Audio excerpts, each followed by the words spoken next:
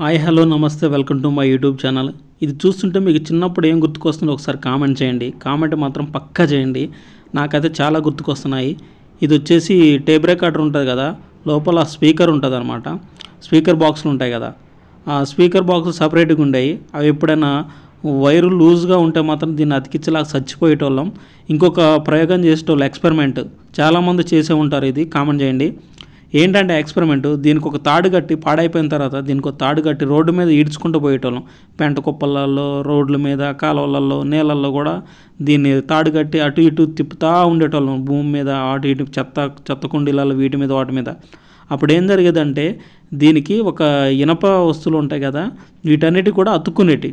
అవన్నీ తీసుకొని ఏమున్నాయని పనికొచ్చే అవి ఉంటే మాత్రం వాడుకునేటోళ్ళం, లేకపోతే మాత్రం పడేసేటోళ్ళం అనమాట.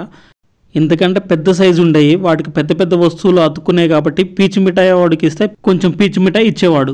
మేము పీచు మిఠాయి తీసుకునేటోళ్ళం, గింతంత ఇచ్చేవాడు అనమాట.